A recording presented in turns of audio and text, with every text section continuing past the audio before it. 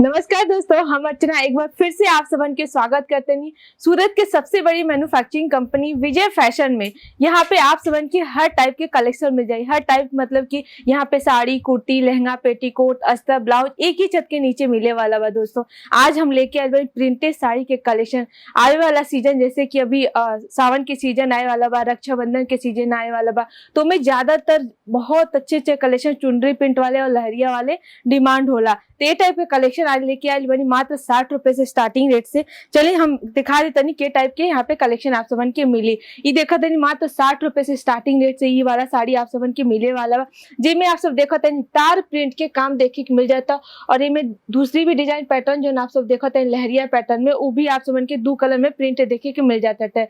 ये आप सबन के 580 के कट मिली। लेकिन अगर आप सबन 100 रुपए से ऊपर के प्रोडक्ट जो भी साड़ी लेते नहीं तो उनमें आप सबन के विथ ब्लाउज के साथ 630 के कट मिले वाला बा। जैसे कि आप सब ये दिखा तनी मात्र 110 रुपए से स्टार्टिंग रेट से बॉर्डर लेस के साड़ी आप सबन के मिले वाला बाटे। यहाँ पे इनमें देखा तनी पूरा के पूरा ऑरेंज कलर में और पूरा इसमें देखा तनी प्रिंट जो आप सबन के देखे मिलता चुनरी प्रिंट यानी बांधनी प्रिंट में ये डिजाइन आप सबन के देखे मिल जाता। काफी प्यारा ये रहे वाला बा। जिसमें आप सब देखा तनी बॉर्डर पे पतला बॉर्डर के साथ आप सबन के मिले वाला बा। साथ ही साथ देखो तो छोटे छोटे सिरोस्की के भी ये पे काम देखे के मिल जाता। काफी स्मूथ कपड़ा में 60 ग्राम जॉर्जेट में ये साड़ी आप सबन के मिल जाए। यहाँ पे साड़ी में आप सबन के प्रिंटेड चाहे तो प्रिंटेड मिल जाए, वर्क वाली चाहे तो वर्क वाली मिल जाए, सिल्क में चाहिए या फिर कॉटन में चाहे तो हर टाइप के कलेक्शन आप सबन के हर फैब्रिक में मिल जाने वाला बा।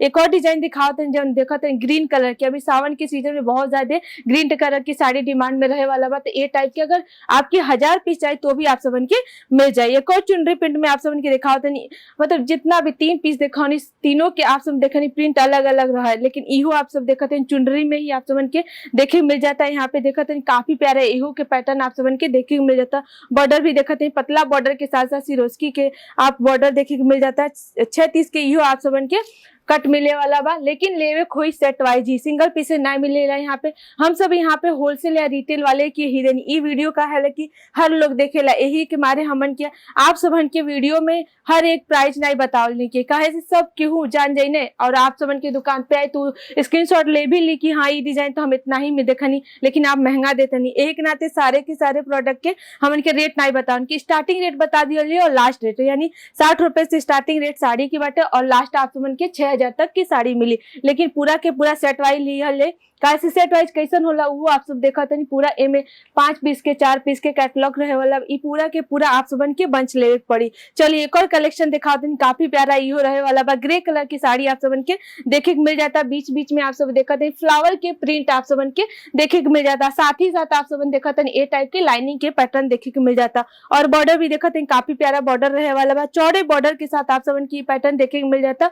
और इस पे भी देखा तनी पूरा के पूरा सिरोस्की के भी काम देखे के मिल जाता है। सिरोस्की आजकल के टाइम में बहुत ज्यादा चला था, यही हमारे हर एक साड़ी पे आप सबन के सिरोस्की के काम देखे के मिल जाता है। उम्मीद करता नहीं आज के वीडियो आप सबन के अच्छा लगल हुई। और भी जानकारी चाहिए तो स्क्रीन पे दिया गया नंबर पे कॉल करी, मैसेज करी और जानकारी ली।